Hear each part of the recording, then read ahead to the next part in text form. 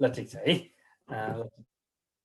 अब हेर्नुहोस् है, यो अकाउन्ट भन्ने कुरालाई हामीले दुई भागमा विभाजन गर्छौँ र तपाईँहरूले पढेकै कुरा मैले अलिकति तपाईँहरूलाई झस्काइदिने मात्र हो है। कस्तो राम्रो कुरा गर्नुभयो नि त, एकाउन्ट चाहिँ फादर हो, बुक किपिङ र अकाउन्टिङ चाहिँ यसको सन हो भनेर भन्नुभयो। एक्ज्याक्टली सही कुरा। यसलाई हामीले दुई भागमा विभाजन गरेर अध्ययन गर्छौँ। दुई भागमा विभाजन, एउटा चाहिँ बुक किपिङ है, बुक किपिङ र अर्को भनेको अकाउन्टिङ, अकाउन्टिङ जसलाई लेखा विधि भनिन्छ हो, यसलाई चाहिँ लेखा पालन भनिन्छ। अब हेर्नुहोस् है, अकाउन्ट र अकाउन्टिङमा के फरक छ त भन्ने सन्दर्भमा अकाउन्ट भित्र पर्ने चाहिँ अकाउन्टिङ हो है।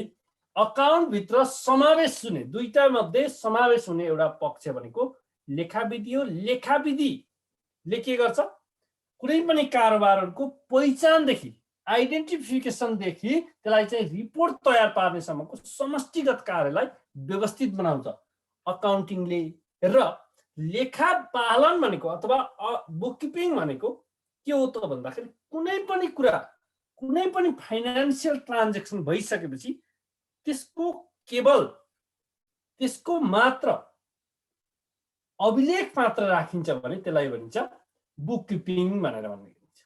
अब हो, एकजना साथीले भन्नुभएको थियो अकाउन्ट भनेको बाउ हो, बुक किपिङ र अकाउन्टिङ भनेका छोराहरू, यी दुईटा छोराहरू भन्नुको मतलब हामीले एकाउन्टलाई अब हामीले दुई भागबाट बुझ्नुपर्छ। एउटा चाहिँ के हो, बुक किपिङ हो, अर्को भनेको अकाउन्टिङ हो। अब बुक किपिङ भनेको के हो, what do you mean by book keeping भनेको के हो त भन्ने सन्दर्भमा कुनै पनि सङ्गठनमा अथवा कुनै पनि निकायमा भए गरेका आर्थिक कारोबारहरूलाई अभिलेख मात्र राख्ने कार्यको समष्टिगत स्वरूपलाई बुक किपिङ भनेर भनिन्छ। अभिलेख राख्ने कुरो भन्नु भने कुनै पनि कारोबार घट्यो अथवा घटना घट्यो, कस्तो घटना, फाइनान्सियल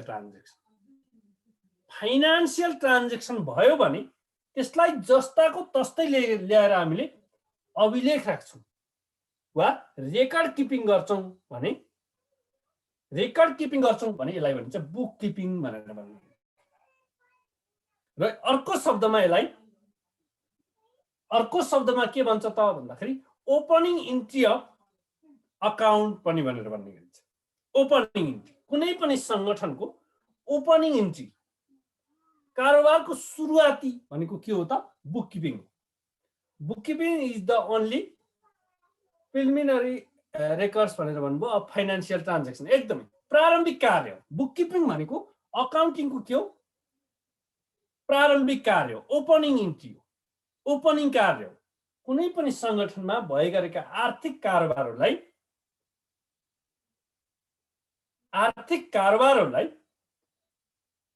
सबैभन्दा पहिले रेकर्ड राखिन्छ अथवा त्यसको पहिचान गरिसकेपछि रेकर्ड राखिन्छ भने त्यसलाई भन्छ बुक किपिङ भनेर भन्ने गरिन्छ। अब बुक किपिङलाई सामान्यतया हामीले बुक किपिङलाई के मार्फत लेखा राखिन्छ त भनेर भन्दाखेरि बुक किपिङमा सामान्यतया के पर्छ त भन्दाखेरि एउटा पर्छ जनरल भाउचर हैन, एउटा पर्छ के जनरल भाउचर। अनि अर्को पर्छ के पर्छ बुक किपिङमा के पर्छन्, जनरल भाउचर, लेजर। अरु के पर्छ, एउटा पर्छ लेजर पर्छ। अनि अरु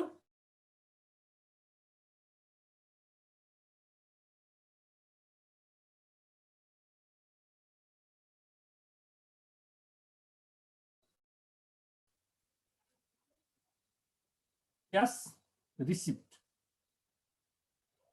स्लिप, क्यास रिसिप्ट स्लिप पर्छ हैन, लगायतका कुराहरू यी कुराहरू चाहिँ बेसिकल्ली पर्ने कुराहरू भनेको लगभग यति नै हो बुक किपिङ हो। खरिद त्यो लेजरमै आयो, पुस्तिका भनिसकेपछि लेजरमै आयो, मैले त्यही भएर नलेखेको। अब त्यो यस अन्तर्गत पनि पर्ने कुरा विभिन्न कुराहरू भए, क्यास बुक भयो। र अब यसरी कुनै पनि सङ्गठनमा भइगरेका सम्पूर्ण आर्थिक कारोबारहरूलाई कारोबार भइसकेपछि के गरिन्छ? जनरल भौचर अथवा यसलाई गोसरा भौचर भन्छ है। गोसरा भौचर। अब यो गोसरा भौचर भनेको हामीले छुट्टै पढ्छौँ, जनरल भौचरको बारेमा छुट्टै अर्को दिन क्लास चाहिँ गर्छौँ। तैपनि गोसरा भौचर वा जनरल भौचर भनेको के हो भन्ने जनरली कन्सेप्ट चाहिँ बुझ्छौँ। डबल इन्ट्री सिस्टम अन्तर्गत, दोहोरो लेखा प्रणाली अन्तर्गत संसारमा कानुन बमोजिम सङ्गठित भएका हरेक निकायमा के हुन्छ? डबल इन्ट्री सिस्टम लागू हुन्छ। थाहा छ नि तपाईँहरूलाई? डबल इन्ट्री सिस्टम भन्दा बाहिरको लेखालाई हामीले के गर्दैनौँ? कानुनी मान्यता दिँदैनौँ। कानुनी मान्यता प्राप्त गर्नको लागि डबल इन्ट्री सिस्टम कम्पलसरी रूपमा हुनै पर्छ।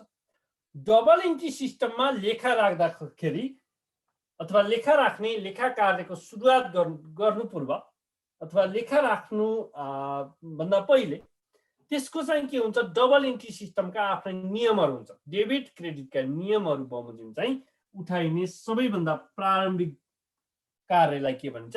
गोसरा भौचर वा जनरल भौचर भनेर भन्छ। यो भनेको प्रारम्भिक कार्य हो कुनै पनि सङ्गठनमा गरिने प्रारम्भिक कार्य हो। जस्तै उदाहरणको लागि तपाईँहरूलाई मैले भन्छु कि अब तपाईँहरू त ब्याङ्कमा जानिहाल्नु भएको छ, एकाउन्ट पढ्नु भएको छ। जस्तै राम भन्ने व्यक्तिले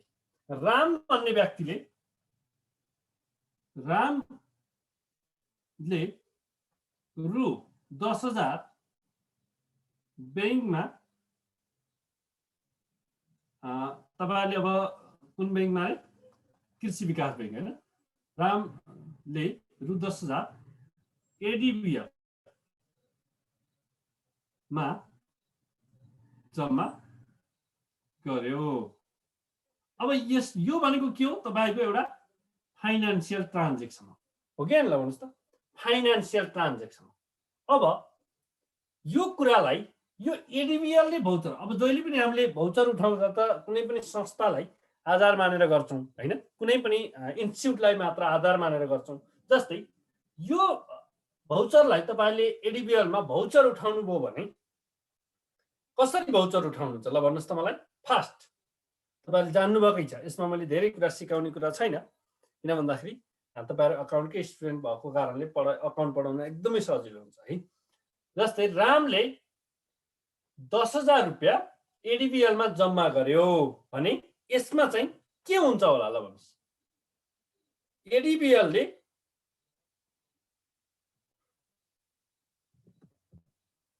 ल भन्नुहोस् फास्ट, सबै साथीहरूले भन्नुहोस् त के हुन्छ यसमा? किन हामीले यही भौचर चाहिँ उठाउनु पर्छ, भोलि यही भौचर चाहिँ उठाउनु पर्ने हुन्छ।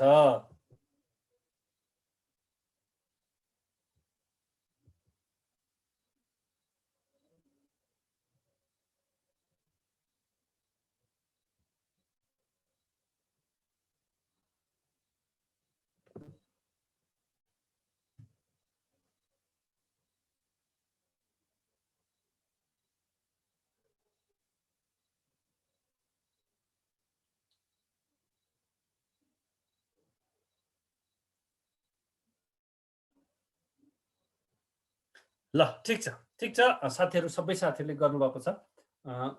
उही भनेको एडिबिएल होइन भनेको, हामी भनेको एडिबिएल, हामी चाहिँ तपाईँहरू भनेको एडिबिएल। तपाईँहरूले अब एडिबिएलको कन्सेप्टबाट सोच्नुहुन्छ होइन। एडिबिएल कुनै पनि एउटा चिज चाहियो नि त, आफूले मैले गोसरा भौचर अथवा मैले जनरल भौचर उठाउँछु भन्ने त हुँदैन। कुनै न कुनै इन्स्टिट्युटलाई त आधार मान्नु पर्यो होइन। त्यो इन्स्टिट्युट भनेको तपाईँहरूको एडिबिएल है। एडिबिएलमा लगेर जम्मा गर्यो भने एडिबिएलमा रु 10,000 एडिबिएलमा लगेर जम्मा गर्यो भने के हुने भयो त भन्दाखेरि यसमा चाहिँ bank account debit to Ram account credit credit हैन यो बैंकको ठाउँमा क्याश लेख्दा पनि फरक पर्दैन है यहाँ रु 10,000 भनेको हुनाले बैंक र क्यास एउटै हो र सर एडिबिएल लाई फर्मको मनी कलेक्ट गरेकोलाई कसरी जनरल भाउचर उठाउने भनेर भन्नुभएको छ ल ठीक छ त्यो तर्फ हामी अर्को पटक जाउँला अहिले पहिला यो बुझौँ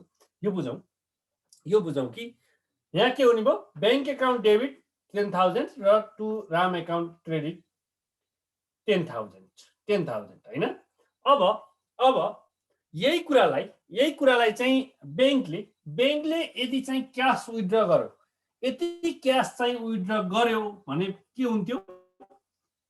हुन्थ्यो राम एकाउन्ट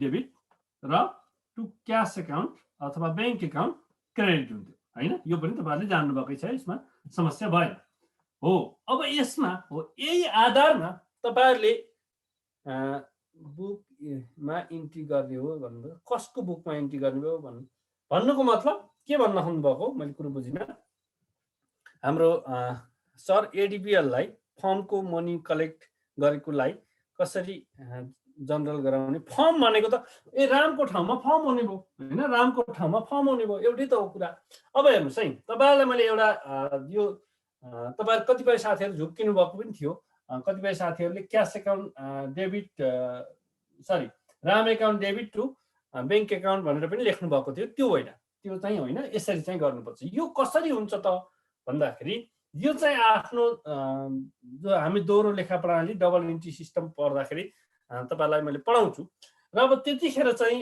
जो रुल्स अफ डेबिट क्रेडिट का रुल्स छन् हैन ती रुल्सको आधारमा चाहिँ हामीले यसरी चाहिँ एउटा चाहिँ भाउचर उठाउँछौँ र तपाईहरुलाई त्यो कारणले गर्दाखेरि कतिपय साथीहरु झुक्किनुहुन्छ होला तपाईहरुको त अब बैंक एकाउन्ट नचलाउनु त अहिले को छ र कोही पनि छैन दुनियाँमा हैन अब तपाईहरु पक्का प्राय जसो अब दुनियाँमा त फेरि नभनौँ कोही त अहिले पनि बैंक एकाउन्ट नचलाउने साथीहरु पनि हुनुहुन्छ तर धेरै साथीहरुले बैंक एकाउन्ट चलाउँछ र तपाईहरुलाई कहिलेकाहीँ तपाईहरुले क्याश डिपोजिट गर्नुभयो भने your balance has been credited भनेर आउँछ हैन your balance has been credited भनेर आउँछ अनि कहिलेकाहीँ पैसा झिक्नुभयो भने डेबिट भनेर आउँछ यो किन होला ल भन्नुस् थाहा छ तपाईहरुलाई पैसा तपाईले जम्मा गर्नुभयो भने तपाईहरुको खाता चाहिँ क्रेडिटेड हुन्छ क्रेडिटेड भनेर मेसेज आउँछ हो के ल भन्नुस् त अनि कहिलेकाहीँ तपाईहरुको पैसा झिक्नुभयो भने your balance has been debited भनेर आउँछ यो चाहिँ किन हुन्छ होला ल भन्नुस्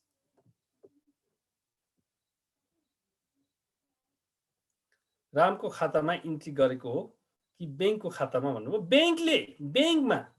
बैंकमा है रामकोमा होइन बैंककोमा हो डिपोजिट गर्दा बैंकको लायबिलिटी बढ्छ सो भन्नुभयो है बैंकको लागि हाम्रो डिपोजिट लायबिलिटिज भन्नुभयो ल हो ठीक कुरा गर्नुभयो तपाईले के कुरा गर्नुभयो त भन्दाखेरि जस्तै यो किन यस्तो हुन्छ भन्ने सन्दर्भमा तपाई यसको त एउटा रुल्स छ नि त एउटा रुल्स के छ त भनेको बैंकलाई इन्कम भयो भने अथवा कुनै समयमा बैंकलाई इन्कम भयो भने इन्कम भएको शीर्षक के गरिन्छ क्रेडिट गरिन्छ हैन all income and gain are के हुन्छ क्रेडिट हुन्छ अनि अर्को भनेको के हुन्छ बैंकबाट कुनै रकम चाहिँ बाहिरियो भनेको त खर्च भएको नि त खर्च भनेको के हो खर्च भएको शीर्षकलाई डेबिट गरिन्छ अलवेज एक्सपेन्सेस आर डेबिटेड हो त्यो कारणले गर्दाखेरि बैंकको पर्सपेक्टिभले हेर्दाखेरि यस्तो आएको तपाईहरु थाहा छ नि बैंकको पर्सपेक्टिभले बैंकले रेकर्ड राख्दिने हुँदा यो आएको तपाईले आफ्नो तर्फबाट रेकर्ड राख्नुहुन्छ भने यसको ठ्याक्कै अपोजिट हुन्छ हो के ल भन्नुस् यसको तपाईहरुलाई अपोजिट आउँछ नि त हो बैंकको तर्फबाट रेकर्ड राखेको कारणले गर्दाखेरि तपाईहरुको मोबाइलमा यसरी क्रेडिटेड र डेबिटेड भनेर आएको हो है ल अब यसरी यो जनरल कन्सेप्ट तपाईहरुलाई यसो बुझाइदिउँ भनेर तपाईहरुले जान्नु भएकै छ यसमा खासै ठुलो समस्या छैन अब जनरल भाउचर भनेको त्यसरी बनाइन्छ र यसमा चाहिँ यो यति वैज्ञानिक छ यति व्यवस्थित छ यसमा एलएफ लेख्ने ठाउँ हुन्छ लेजर पेज नम्बर लेख्ने ठाउँ हुन्छ किन लेजर पेज नम्बर लेखियो हैन किन चाहिँ जनरल भौचर नम्बर लेखियो माथि टुप्पोमा भन्ने कुरा हामीले पछि पढ्छौँ। त्यसका आफ्नै वैज्ञानिक कारक छन्। सबै त्यो जनरल भौचरमा जति पनि सङ्ख्याहरू हुन्छन् नि, तपाईँहरूले देख्नुहुन्छ नि, हामीले देख्छौँ जति पनि लाइनहरू हुन्छन् ती लाइनका आफ्नै शीर्षकहरू छन्, आफ्नै तरिकाहरू छन्। किन राखियो भन्ने कुरा सबैका तरिका छन्, त्यो अनुसार हामीले पढ्छौँ। र सामान्यतया जनरल भौचरले कारोबारको सुरुवाती गर्छ, लेखाको सुरुवाती गर्छ, अकाउन्टिङको सुरुवाती गर्छ, अकाउन्टको सुरुवात गर्छ। र फलस्वरूप यो राखिसकेपछि यसको आधारमा के गरिन्छ, लेजर पोस्टिङ वा लेजर तयार गरिन्छ। लेजर तयार गर्दा सम्बन्धित शीर्षक जति छन् अथवा सम्बन्धित शीर्षक जति हामीले चाहिँ लेखा राख्छौँ अथवा अकाउन्टिङ गर्छौँ, त्यो सबै शीर्षकको छुट्टा छुट्टै हुने गरेर चाहिँ हामीले लेजर मेन्टेन गर्नुपर्ने हुन्छ। र लेजर मेन्टेन पनि अकाउन्टको एउटा चाहिँ महत्त्वपूर्ण कारोबार हो अथवा अकाउन्टको चाहिँ एउटा महत्त्वपूर्ण पक्ष हो। लेजर मेन्टेन गर्नुपर्छ। र सबै किन लेजर मेन्टेन गर्नुपर्छ भन्ने कुरा आफ्नै यसको पनि सिद्धान्त छ, आफ्नै मेथड्सहरू छ होइन। अब सानो कारोबार हुने ठाउँमा त त्यसको खासै भ्यालु देखिँदैन, तर ब्याङ्कमा चाहिँ एउटा लेजर, सामान्य लेजर भएन भने एकाउन्ट चलाउनै सकिँदैन। जस्तै उदाहरणको लागि अब ब्याङ्कमा लगभग खाता चाहिँ 10 लाख खाता हुन्छन्, 10 लाख खाता हुन्छन्। एक दिनमा लगभग मलाई लाग्छ 10,000 ट्रान्जेक्सन हुन्छन्। 10,000 खातामा चाहिँ पैसा लेनदेन हुन्छ अथवा विथड्र र डिपोजिट हुन्छ होइन। अब लेजर हुने थिएन भने, जस्तै रामले महिनामा 20 दिन ब्याङ्कसँग कारोबार गर्छ भने र यसको लेजर छैन भने तपाईँहरूले यसको रेकर्ड कहाँबाट पत्ता लगाउनु? जनरल भौचरबाट यदि रेकर्ड पत्ता लगाउन थाल्नुभयो भने तपाईँहरूलाई यो यसको मात्र रेकर्ड पत्ता लगाउन 2 दिन लाग्छ। हेर्नुहोस् त। हो, त्यो कारणले गर्दाखेरि अब जस्तै रामको रेकर्ड चाहियो भने हामीले लेजर खोज्छौँ, उसको लेजर खोज्छौँ, राम भन्ने लेजर खोज्छौँ। अब त्यसपछि यसमा चाहिँ विभिन्न पोस्टिङहरू हुन्छन्। लेजर नम्बरमा, एलएफमा जहिले पनि लेजर नम्बरमा के हुन्छ त भन्दाखेरि तपाईँहरूले पनि देख्नुभयो होला, यहाँनिर बिचमा चाहिँ जेएन भन्ने हुन्छ, जनरल भौचर नम्बर भन्ने हुन्छ। हो कि ल भन्नुहोस् त। यहाँनिर एउटा कलम के हुन्छ भने जनरल भौचर नम्बर भन्ने हुन्छ। अरू त हुँदै हुन्छन्, डेट होला होइन, पार्टिकुलर होला, अन्य कुराहरू होला, तर एउटा महत्त्वपूर्ण यहाँ नम्बर के हुन्छ भने अथवा जनरल भौचर नम्बर भन्ने चाहिँ एउटा महत्त्वपूर्ण शीर्षक हुन्छ। यो भनेको के हो भन्दाखेरि यो जनरल भौचर निर्माण हुँदाखेरि कति नम्बरबाट भौचर निर्माण भएको छ, कतिौं नम्बर भौचर हो। भोलि बिहान त तपाईँहरूलाई के हुन्छ भने कहिलेकाहीँ जस्तो लेजर पोस्टिङ गर्दाखेरि मानिलिनुहोस् तपाईँले जुन चाहिँ एउटा म चाहिँ तपाईँकोमा पैसा डिपोजिट गर्न गएको थिएँ, अनि डिपोजिट गर्न गएको बेलामा तपाईँहरूले के गर्नुभयो त भन्दाखेरि मैले 7,500 चाहिँ डिपोजिट गरेको थिएँ है, तपाईँले झुक्केर लेखिदिनु भयो 5700 लेखिदिनु भएछ। हेर्नुहोस्, पोस्टिङ पनि भयो, मलाई छाप लगाएर पनि दिनुभयो होइन। त्यसपछि 1 महिनापछि मलाई यो कारोबार हेर्नुपर्ने लाग्यो, मैले उतिखेर पनि ख्याल गरिनँ है। अब त्यो ख्याल नगरेको अवस्थामा तपाईँले त 1 महिनापछि मैले गएर तपाईँलाई भन्दाखेरि 5700 होइन, मैले त 7500 जम्मा गरेको, 75,000 के अरे 100 जम्मा गरेको, तपाईँले झुक्किएर तपाईँले 57 लेखिदिनु भएछ। अब ब्याङ्कमा गइसकेपछि तपाईँहरूले अब हेर्नुहुन्छ के त भन्दाखेरि सबैभन्दा पहिला मेरो लेजर हेर्नुहुन्छ, कृष्ण भन्ने लेजर खोल्नुहुन्छ, लेजर हेर्नुहुन्छ र यो डेट कहिले भौचरसँगको डेट भिडान गर्नुहुन्छ, डेट यहाँ हुन्छ, डेट भिडान गरिसकेपछि यहाँ चाहिँ तपाईँहरूले जेएफ भन्ने हुन्छ होइन, जनरल भौचर नम्बर भन्ने हुन्छ। हो, त्यो जनरल भौचर नम्बर हेर्नुहुन्छ। अब 1100 कति हो, 1100। अब तपाईँले खोज्नुहुन्छ के त भन्दाखेरि यो जनरल भौचर 1100 नम्बरको जनरल भौचर पल्टाउनुहुन्छ। त्यहाँ त मेरो डिटेल हुन्छ नि त होइन, त्यहाँ त सबै डिटेल हुन्छ। हो, यसरी चाहिँ लेखा राख्ने गरिन्छ। यही हो लेखाको समष्टिगत। किन भौचर बनाइयो त अथवा लेजर बनाइयो त भन्ने कुरा एउटा उदाहरण चाहिँ त्यो है।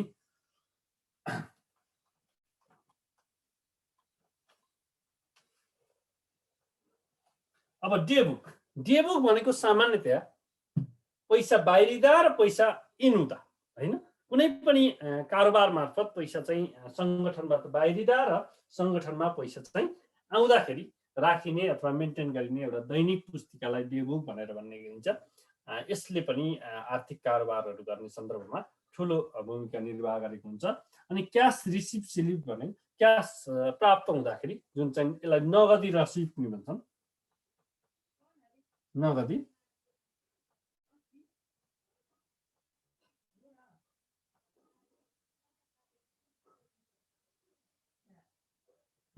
नगदी रसिद भन्छ यसलाई, जो चाहिँ सर नोट इङ्ग्लिसमा है भन्नुभएको छ। हुन्छ, नोट साथीहरूलाई मैले इङ्ग्लिस नेपाली दुवैमा चाहिँ पठाइदिउँला है।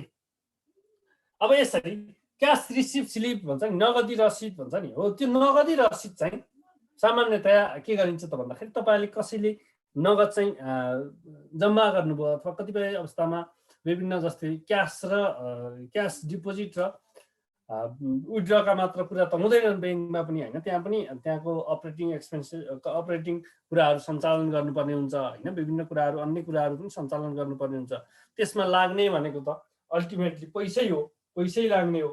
त्यस्तो अवस्थामा पनि के हुन्छ त भन्दाखेरि तपाईँहरूले विभिन्न कुराहरू देख्न सक्नुहुन्छ, क्यास रिसिभ र क्यास पेमेन्टका कुराहरू हो। यसरी चाहिँ जति पनि आर्थिक कारोबारहरू गरिन्छ त्यसको सबैभन्दा प्रारम्भिक रूपमा चाहिँ राखिने एउटा चाहिँ अभिलेखनलाई प्रारम्भिक अभिलेखन भनेर भन्ने गरिन्छ। र यो चाहिँ बुक किपिङ भनेको यही बुक किपिङको समष्टिगत रूपमा यही हो। सर पर्चेज बुक पनि डे बुक होइन र यो क्रेडिटमा पनि हुन्छ नि भन्नुभएको छ। पर्चेज बुकलाई पनि यसमा चाहिँ राख्न सकिन्छ, डे बुक अन्तर्गत अथवा लेजरमा पनि राख्न सकियो है। ल यसरी तपाईँहरूले उल्लेख गर्न सक्नुहुन्छ। अब हामीले तपाईँहरूले उल्लेख गर्नुपर्ने भनेको अब बुक किपिङ भनेको त बुक किपिङ भनेको ओपनिङ इन्ट्री अफ एकाउन्ट रहेछ, जसले चाहिँ लेखाको प्रारम्भिक कार्य सुरुवात गर्दो रहेछ अथवा ओपनिङ कार्य चाहिँ बिगिनिङ कार्य चाहिँ सुरु गर्दो रहेछ भनेर कुरो बुझ्नुभयो। अब एकाउन्टिङ भनेको के हो त भन्दाखेरि कुनै पनि कारोबारहरू ट्रान्जेक्सनहरूलाई, कुनै पनि आर्थिक कारोबारहरूलाई आइडेन्टिफाई गर्ने,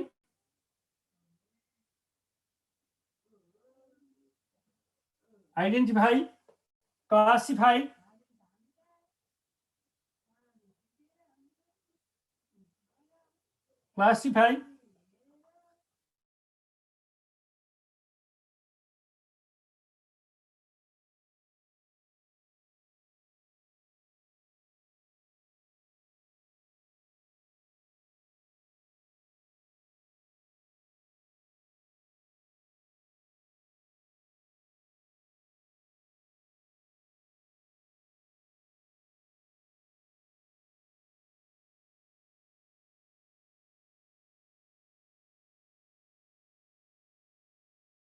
अडिटिङ भनेको चेक जाँच गर्ने, लेखा परीक्षण गर्ने समेतको समष्टिगत कार्यलाई के भनिन्छ?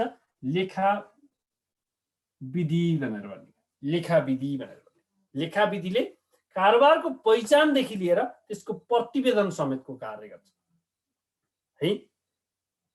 सेम हो र सर भन्नु, अकाउन्टिङ र अकाउन्टिङ सिस्टम भनेको सेम हो र भन्नुभएको छ। अकाउन्टिङ र अकाउन्टिङ सिस्टम भनेको लगभग सेम हो, यसैबाट यसलाई सिस्टम बनाइएको है, सिस्टम र यसरी चाहिँ कुनै पनि सङ्गठनमा भए गरेका कारोबारहरूलाई विभिन्न लेखाका सर्वमान्य सिद्धान्तहरूको आधारमा त्यसको पहिचान गर्ने, त्यसलाई चाहिँ वर्गीकरण गर्ने, त्यसलाई चाहिँ अभिलेखन गर्ने, त्यसलाई लेखाङ्कन गर्ने र त्यसको आधारमा यथार्थ विवरण समेत तयार गर्ने गरी अवलम्बन गरिएको समष्टिगत विधिलाई नै के भनिन्छ? लेखा विधि भनेर भनिन्छ, लेखा विधि भनेर भन्ने गरिन्छ। वर्गीकरण गरिएको छ है, विभिन्न भागमा वर्गीकरण गरेर राख्न सकिन्छ अकाउन्टिङलाई। लेखा प्रणाली भन्छ नि होइन, अकाउन्टिङ भनेको लेखा प्रणाली भनेर भन्ने गर्छ कहिलेकाहीँ। र कुनै पनि सङ्गठनमा लेखा राख्दा अवलम्बन गर्ने सम्पूर्ण सिद्धान्तहरूको समष्टिगत स्वरूपलाई नै लेखा प्रणाली भनेर भन्ने गरिन्छ। र सामान्यतया के हो भन्नुहुन्छ भने यो लेखा प्रणालीलाई हामीले दुई भागमा विभाजन गर्छौँ। एउटा चाहिँ डबल इन्ट्री सिस्टम,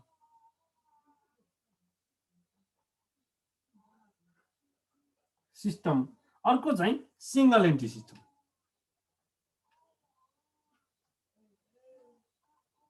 अब यसमा पछि आउँछौँ हामी है, पछि हाम्रो सिलेबसमै छ। लेखाउनु न भन्नुभएको छ होइन। आज मैले जनरली तपाईँहरूलाई यो ओभरअलको बारेमा कुरा गरेको हुनाले पछि चाहिँ हामी लेख्छौँ है, पछि लेख्छौँ। र अब सिंगल एन्ट्री सिस्टम र double entry system, what do you mean by single entry system? Single entry system भनेको के हो र डबल एन्ट्री सिस्टम भनेको के हो भन्ने कुरा चाहिँ अलिकति कन्सेप्ट चाहिँ बुझौँ। सिंगल एन्ट्री सिस्टम भनेको कुनै पनि सङ्गठनमा अथवा कुनै पनि निकायमा भएका कारोबारहरूलाई एकपक्षीय रूपमा असर गर्ने गरी, एउटा पक्ष भन्नुको मतलब कुनै पनि आर्थिक ट्रान्जेक्सन भयो भने जहिले पनि के हुन्छन्, टु पार्टिज हुन्छन्, टु पार्टिज। जस्तै एउटा के हुन्छ, गिभर, एउटा चाहिँ रिसिभर।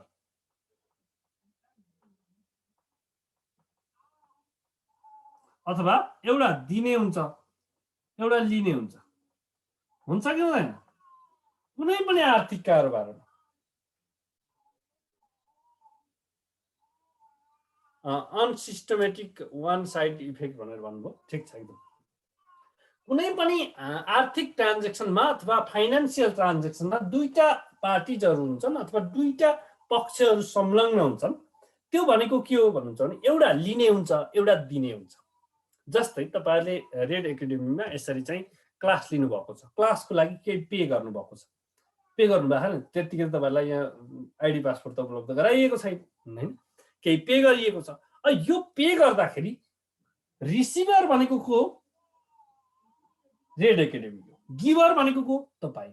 अब हो, यो रिसिभर र गिभर मध्ये कुनै एकको मात्र लेखा राख्ने प्रणालीलाई के भनिन्छ? सिंगल एन्ट्री सिस्टम भनेर भन्नु। कुरो बुझ्नुभयो नि? रिसिभर र गिभर मध्ये कुनै एउटाको मात्र लेखा राखिन्छ। मिति यतिमा यति रुपियाँ प्राप्त भयो भनेर चाहिँ लेखिन्छ, बस सिद्धियो। त्यसमा कुनै पनि सिस्टमेटिक way हुँदैन।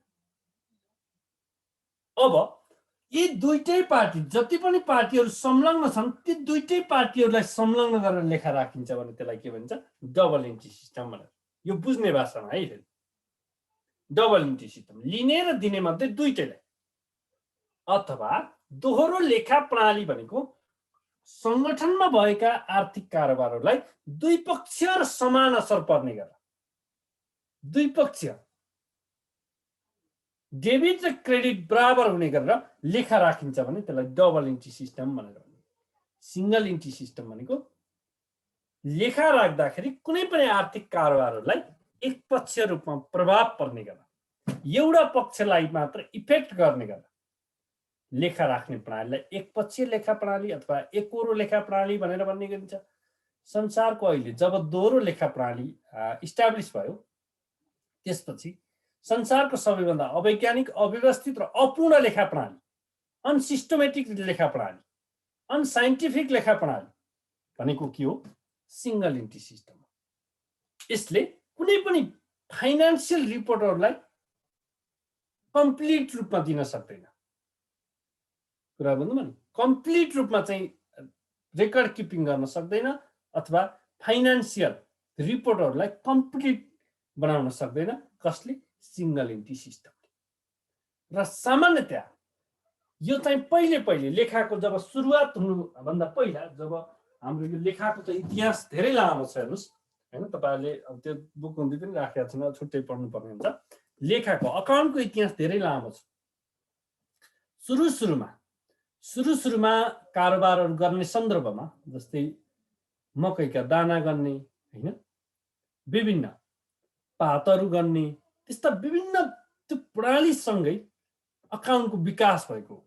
अकाउन्टको विकासको इतिहास हेर्ने हो भने धेरै लामो छ होइन। पहिला चाहिँ विभिन्न प्रकारको अन्नका दाना गनेर पनि अकाउन्टिङ गरिन्थ्यो, यति दाना बराबर होइन।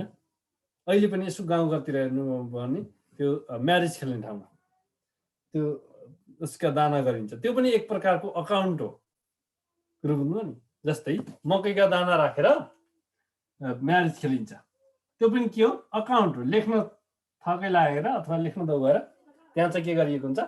एउटा मकैलाई एउटा अङ्क दिएको हुन्छ, 1 रुपियाँ, 2 रुपियाँ, 4 रुपियाँ, 5 रुपियाँ, 10 रुपियाँ, 20 रुपियाँ बनाइएको हुन्छ र त्यो अनुसार चाहिँ कायम गरिएको हुन्छ। हो, त्यस्तै सिस्टम अनुसार पहिले दुनियाँमा सबैभन्दा पहिले चाहिँ अकाउन्ट सुरु भयो, बिस्तारै त्यसलाई चाहिँ पैसामा कन्भर्ट गर्न थालियो हैन।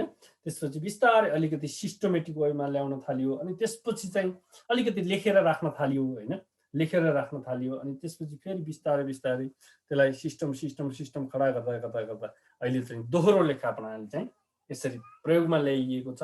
र यसले के गर्छ भन्नुहुन्छ भने यो यति साइन्टिफिक छ, यति वैज्ञानिक छ, यति व्यवस्थित छ, यसमा हरेक चिज हामीले पढ्न त पढियो, हेर्नुहोस् धेरै कुरा पढियो, ट्रायल पढियो, अनि लेजर पढियो हैन, भाउचर पढियो, अनि त्यस्तै यता क्यास फ्लो पढियो, फन्ड्स फ्लो पढियो, रेसियो पढियो, विभिन्न कुराहरू पढ्दै पढ्दै पढ्दै पढ्दै आइरहेका छौँ। तर हामीलाई के हुन्छ त डिप्रिसिएसन पढियो है, एप्रिसिएसन पढियो, र अब ती पढेका कुराहरूलाई अलिकति त्यतिखेर हामीले के गर्नु, सैद्धान्तिक ज्ञान चाहिँ अलिकति कम भयो, सैद्धान्तिक ज्ञान चाहिँ अलिकति कम भयो। किन? जस्तै क्यास फ्लो त बनाइयो, किन बनाइयो त? ब्यालेन्स सिट बनाइयो, किन बनाइयो? पिएल एकाउन्ट बनाइयो, किन बनाइयो भन्ने कुरातर्फ केही चाहिँ अब सबै साथीलाई त नभनौँ, सबै साथीहरूले अब पढेर पनि आउनुभएको छ अथवा बुझेर पनि आउनुभएको छ, तर अधिकांश हामीलाई के भयो त भन्दा त्यो किन बनाइयो भन्नेतर्फ हामी त्यति धेरै लागेनौँ। कसरी फाइनल एकाउन्ट मिलाएर के अरे हामीलाई 15 नम्बर आइहाल्थ्यो होइन, फाइनल एकाउन्ट मिलाइसकेपछि त्यो मिलाउनु पट्टि लाग्यो, तर त्यसभित्रका कारोबारहरूले कसरी इफेक्ट गरे हैन, ब्यालेन्स सिटमा किन एसेट राखियो, एसेट राख्नुको तात्पर्य के थियो, ल्याबिलिटिज किन राखियो भन्ने जस्ता कुराहरूतर्फ अलिकति कम ध्यान दियो। अब त्यही कुरालाई अब यहाँ चाहिँ के भन्यो त भन्दाखेरि अब हामीले जति पनि कुराहरू पढ्छौँ नि एकाउन्ट, सबै कुरा चाहिँ हामीले पढेका कुराहरूलाई त्यही सैद्धान्तिक नलेज मात्र हासिल गर्ने, प्र्याक्टिकल नलेज हामीले लिएर एकाउन्टमा 80 ल्याइहालियो, 80 नम्बरको एकाउन्ट आउँथ्यो होइन, प्र्याक्टिकलमा 20 नम्बरको छुँदै नछुने, प्रायः जस्तो साथीहरूले छुँदै नछुने, किन? त्यही थ्योरीकाले हेर्छ भने हो। अब फेरि हामीलाई विडम्बना के भइदियो त भन्दाखेरि त्यही थ्योरीलाई आएर अब फेरि गाउँनु पर्यो, अब लेख्नु पर्यो, त्यही हो, त्यति फरक हो, अरू के पनि फरक छैन। अब त्यसरी बुझेर गर्नु। अब सिंगल एन्ट्री सिस्टम भनेको सामान्यतया के हो भने एकपक्षीय रूपमा असर पर्ने गरेर राख्ने, यो अवैज्ञानिक हुन्छ, कहिलेकाहीँ यसमा ठुलो झै झगडा हुन्छ, हामीले देख्ने गर्छौँ। सामान्यतया जो सम्झिनको लागि मात्र, जस्तै किराना पसलले एउटा चाहिँ सामान्य मेन्टेन गरेको हुन्छ नि, लेजर, सामान्य उधारो दिँदाखेरि एउटा चाहिँ लेजर बनाएको हुन्छ, यति गते यति सामान लगिस् भनेर, अनि घर पुगिसकेपछि अलिकति तलमाथि पारिदिन्छ, तल त किन पार्थ्यो र माथि पारिदिन्छ होइन, त्यो मान्छेलाई थाहै हुँदैन, उधारो दियो भनेर खुसी हुने, उता चाहिँ 1 किलो चिनीलाई 2 किलो बनाइरहेको हुन्छ होइन। अब सबैले फेरि त्यस्तो गराउँछ भन्ने त होइन, तैपनि अब यसरी सिंगल एन्ट्री सिस्टम अन्तर्गत चाहिँ यी कुराहरू चाहिँ पर्ने गर्दछन्। यो व्यावहारिक रूपमा मात्र प्रयोग हुने हो, र सिस्टमेटिक रूपमा अथवा जो कानुन बमोजिम अथवा लिगल्ली रूपमा चाहिँ इस्टाब्लिस भएका हुन्छन् तिनीहरूले चाहिँ प्रयोग गर्न पाइँदैन, तिनीहरूले प्रयोग गर्न चाहिँ पाइँदैन, र तिनीहरू यसको अडिट पनि गर्न नसकिने हुँदा यो चाहिँ यसलाई साइन्टिफिक मानिँदैन वा यसलाई चाहिँ लिगल्ली रूपमा चाहिँ मानिँदैन। र अब संसारको जति पनि कानुन बमोजिम सङ्गठित भएका छन् ती सबै निकायमा चाहिँ राखिने लेखा प्रणाली भनेको डबल एन्ट्री सिस्टम हो, डबल एन्ट्री सिस्टम हो। र डबल एन्ट्री सिस्टमलाई हामीले संसारमा सन् 1494 होइन, 1494 पत्ता लाग्यो, र नेपालमा विक्रम सम्वत 2018 सालबाट यसको प्रयोग गरिएको। नेपालमा चाहिँ 2018 सालबाट यो इटलीबाट पत्ता लागेको हो। इटलीका लुका पेसियोली भन्ने चाहिँ एकजना लेखाविदले यसलाई चाहिँ प्रतिपादन गरे होइन, इटलीबाट पत्ता लाग्यो, सन् 1494 लाग्यो र हामीले 2018 सालमा चाहिँ प्रयोग गरियो, र यसरी अहिले चाहिँ निरन्तर रूपमा चाहिँ प्रयोग गर्दै आइरहेको छ डबल एन्ट्री सिस्टम। यो पूर्ण छ, वैज्ञानिक छ, व्यवस्थित छ, अङ्कगणितीय शुद्धता कायम गर्न सकिन्छ होइन, यसले दिने रिजल्ट्सहरू एकदमै भरपर्दा छन्, वैज्ञानिक छन्, आधुनिक छन् भनेर तपाईँहरूले उल्लेख गरिदिन सक्नुहुन्छ। यो डबल एन्ट्री सिस्टमको बारेमा हामीले यसका फाइदा महत्त्व के छन् भनेर पढौँला पछि है, पढौँला, अलिकति यो कन्सेप्ट मात्र क्लियर गरिदिन्छु तपाईँहरूलाई। र अब यो डबल एन्ट्री अब नेपालमा राख्ने जति पनि, मैले अघि पनि भनेको थिएँ, जति पनि कानुन बमोजिम सङ्गठित भएका नि, कानुन बमोजिम नभएकाको त हामी कुरै गर्दैनौँ, छोडिदिउँ, यसलाई लेखै भनिँदैन, त्यतातर्फ हामी जाँदैनौँ होइन।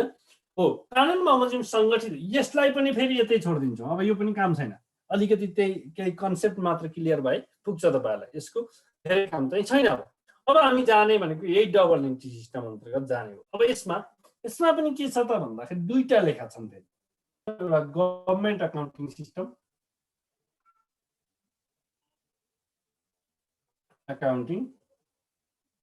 सिस्टम अर्को चाहिँ business accounting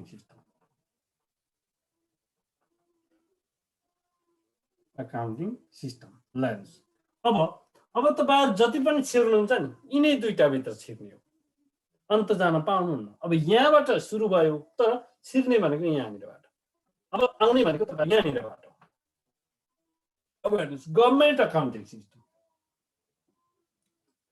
government accounting system भनेको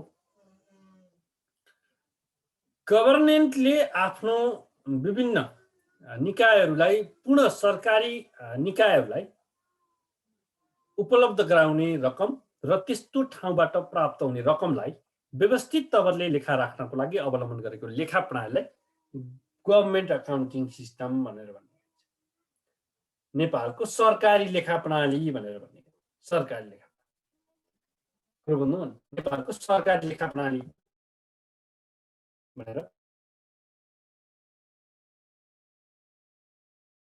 भन्दा बित्तिकै बुझ्नुहुन्छ तपाईहरुले जो संस्था नाफा कमाउने उद्देश्यले प्रॉफिट ओरिएन्टेड रहेर संगठित भएका हुन्छन् ती संस्थाहरूले राख्ने लेखालाई के भनिन्छ बिजनेस अकाउन्टिङ सिस्टम भनेर यति कुरा एउटा बुझ्नुपर्छ तपाईहरुले के बुझ्नुपर्छ भन्दाखेरि पछि हामी हेर्छौं गभर्नमेन्ट अकाउन्टिङ सिस्टम चाहिँ क्याश बेसिस अकाउन्टिङ सिस्टम छ फेरि यस अन्तर्गत पनि फेरि दुईटा अकाउन्टिङ सिस्टम हुन्छन् क्याश बेसिस अकाउन्टिङ सिस्टम र accrual basis accounting system government accounting system के छ क्याश बेसिस पूर्णतया क्याशमा चाहिँ कारोबार हुन्छ क्याशमा कारोबार भयो भने त्यसलाई लेखा राखिन्छ अथवा क्याशमा भएन भने त्यसलाई रेकर्ड किपिङ गरिदैन यो चाहिँ के छ त भन्दाखेरि अकुरल बेसिस अकाउन्टिङ सिस्टममा लागू छ अकुरल बेसिस है अकुरल बेसिस भनेको के हो क्याश बेसिस भनेको के होला अकुरल र क्याश भनेको के होला ल भन्नुस् त साथीहरुले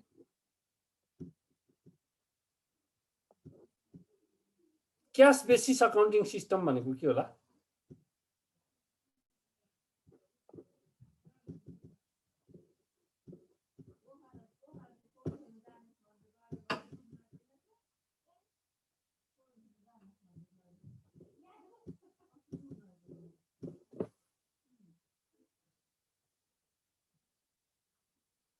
ट्रान्जेक्सन अन क्याश भनेर हो ट्रान्जेक्सन अन क्याश भनेको के हो भन्नुहुन्छ भने यदि क्याशमा ट्रान्जेक्सन भयो भने त्यसलाई रेकर्ड किपिङ गर्ने हैन क्याशमा ट्रान्जेक्सन भएन भने त्यसलाई रेकर्ड किपिङ नगर्ने लेखालाई के भनिन्छ cash basis accounting system like नेपालको गभर्नमेन्ट अकाउन्टिङ सिस्टम है नेपालको गभर्नमेन्ट अकाउन्टिङ सिस्टमलाई के भनिन्छ क्याश बेसिस अकाउन्टिङ सिस्टम भनेर भन्ने गरिन्छ र बिजनेस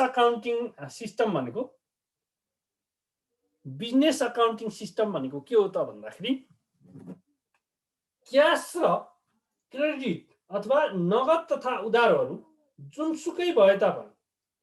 जुनसुकै भए तापनि लेखा राख्ने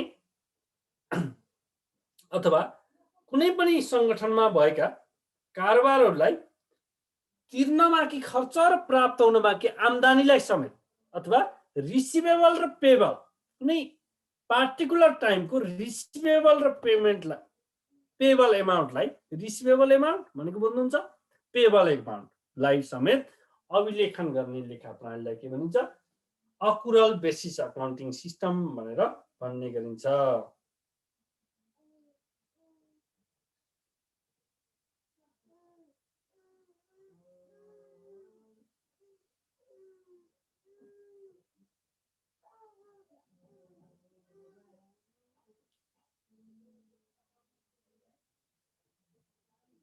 कुरो बुझ्नुभयो नि बिजनेस अकाउन्टिङ र क्याश बेसिस अकाउन्टिङ भनेको के हो भन्ने कुरा तपाईहरुले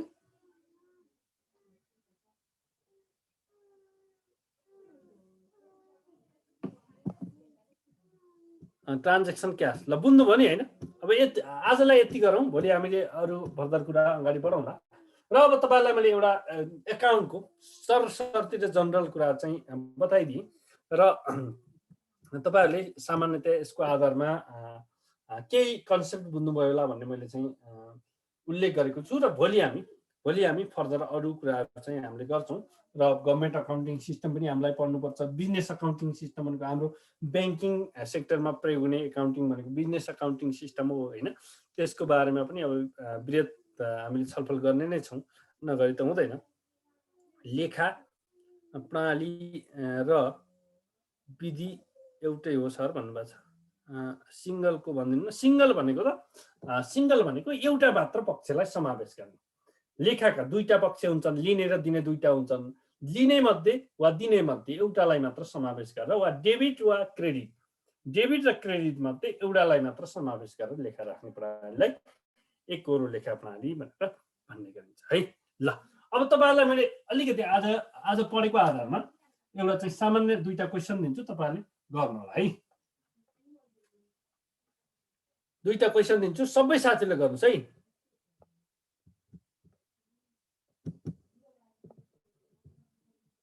दुईटा क्वेसन। एउटा क्वेसन व्हाट इज अकाउन्ट, अब नेपालीमै लेखिदिन्छु। लेखा भन्नाले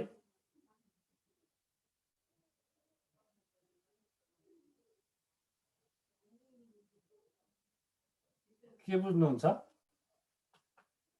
लेखाका उद्देश्यहरू।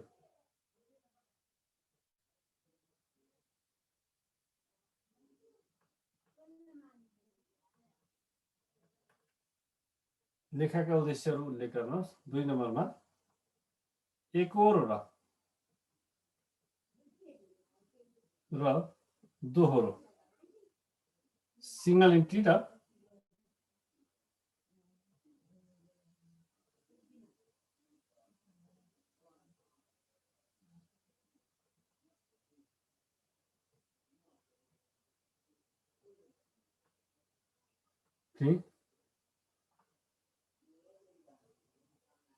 लेखा प्रणाली।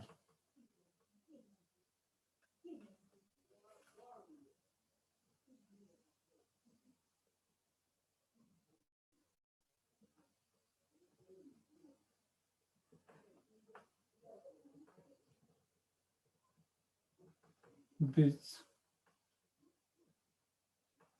रहेका र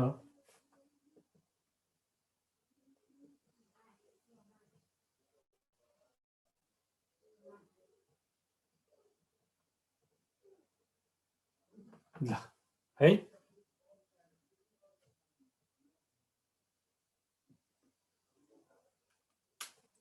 ल यति चाहिँ तपाईँले लेख्नुहोस्। त्यसपछि हामी भोलि सिलेबस अनुसार अगाडि बढ्छौँ र सुरुमा हामीले फोर्थ लेभलको सिलेबस पढ्छौँ र त्यसपछि हामी फिफ्थ लेभलमा छिर्छौँ होइन। र फोर्थ लेभलमा जति फोर्थ र फिफ्थमा सामान्यतया धेरै कुरा त मिल्दैनन् र फोर्थको अलिकति बेसिक कन्सेप्टमा गएको छ भने फिफ्थमा अलिकति रिपोर्टिङ कन्सेप्टमा त्यो सिलेबस बनाएको छ होइन।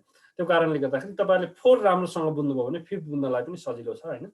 कतिपय कुराहरू जस्तै ट्रायलका कुराहरू, ब्यालेन्स सिटका कुराहरू, पिएल जो फाइनल एकाउन्टका कुराहरू चाहिँ मिल्छन् र अन्य जस्तो फिफ्थमा चाहिँ अलिकति नयाँ टपिक्स पनि राखिएको छ। जस्तै क्यापिटल बजेटिङ होइन, क्यापिटल बजेटिङका कुराहरू, अनि इन्डेक्स क्यालकुलेसनका कुराहरू होइन। रेसियो पनि फोर्थ फिफ्थ दुवैमा छ क्या, रेसियोका कुराहरू लगायतका कुराहरू चाहिँ उल्लेख गरेको छ। र यी दुईटा क्वेसन चाहिँ तपाईँहरूले घरमा चाहिँ मजाले गर्नु होला र सामान्यतः यो सुनेको आधारमा गर्नुहोस्। मैले केही पनि देखाएको छैन होइन, तपाईँहरूलाई नोट पनि देखाएको छैन। फिफ्थ लेभलको पढाउन सर फर्स्टमा भन्नुभएको छ होइन। अब फोर्थको पढिसकेपछि बल्ल फिफ्थको बुझ्नुहुन्छ क्या तपाईँले, कुरो बुझ्नु पनि। फोर्थको तपाईँले क्लियर हुनुभयो भने बल्ल फिफ्थको बुझिन्छ। फिफ्थको पढेर फेरि फोर्थमा आउँदा त कस्तो हुन्छ भने टुप्पोमा पुगेर फेरि फेदमा आए जस्तो हुन्छ। फेदबाट जानु पर्यो नि त होइन, जरैबाट गइयो भने त बल्ल चाहिँ त्यसको चाहिँ कन्सेप्ट क्लियर हुन्छ। फिफ्थमा के छ, जरैबाट जाने ठाउँ छैन, सिधै चाहिँ तपाईहरुको माथिबाट चाहिँ राखेको छ है, त्यो कारणले है। र सबै साथीहरुलाई कम्पल्सरी रूपमा यो दुईटा क्वेशन चाहिँ गरेर, मैले यो क्वेशन चाहिँ तपाईहरुलाई नजान्नु भएको भनेर मैले दिएको होइन, तपाईहरुको जो चाहिँ लेखनशिप कस्तो छ, फर्मेटिङ कस्तो छ भनेर चेक गर्नको लागि मात्र दिएको मैले है। हामीले फोर्थ लेभलको भरेको छैन भन्नुभएको छ। नभरेर के भयो त, नभरेर के भयो, जान्नु त नभरेर नजान्नु भन्ने कुरा होइन नि त। नभरेर के पनि हुँदैन। तर फेरि जागिर खाने मान्छेले किन नभरेको त? क्वेशन नम्बर 2 अलिक बुझिएन सर, एकपटक चोटि भनिदिनु न भन्नुभएको छ। एकोरो र दोहोरो लेखा प्रणालीको परिचय दिँदै, एकोरो र दोहोरो लेखा प्रणाली वा सिंगल एन्ट्री सिस्टम र डबल एन्ट्री सिस्टम भन्नाले के बुझ्नुहुन्छ? यी दुई बीच रहेका समानता भनेको सिमिलारिटी एन्ड डिफरेन्सेसहरु उल्लेख गर्नुहोस् अथवा लेख्नुहोस् भनेर भनेको है।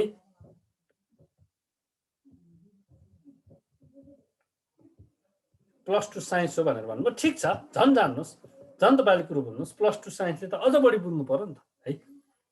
पहिला पनि 5th लेभलको पढिएको छैन, जहिले 4th लेभल भयो भन्नुहुन्छ। के पहिलेको साथी हो क्या तपाईहरु? तपाई 2-4 दिन म्युट रहिदिनु नि त काजीजी है। तपाई 2-4 दिन म्युट रहिदिनु, अनि साथीहरुले पढाउँछु, अनि 5th लेभलमा आउनु नि त है। बेसिक ब्याच एडभान्स पनि त भन्नुभएको छ। ए ल है साथीहरु, सबैको भयो नि त यो क्वेशन चाहिँ गर्नु पर्यो है। तपाईहरुले अब पढ्ने भन्नुहुन्छ, क्वेशन कसरी गर्नुहुन्छ त्यो चाहिँ थाहा छैन। त्यो कारणले गर्दाखेरि क्वेशन चाहिँ राम्रोसँग गर्नु पर्यो। क्वेशन नगरिकन पास भइदैन। र एक्जाममा उही के हुन्छ भन्नुहुन्छ भने, एक्जाममा गइसकेपछि घरमा प्र्याक्टिस नगरेको साथीहरुको एउटा क्वेशन छुट्छ, एउटा क्वेशन छुटिसके सिद्धियो, द्याट्स इट भन्दै आयो। एक्जाममा त राम्रै लाग्छ है, राम्रै लाग्छ। र तपाईहरुले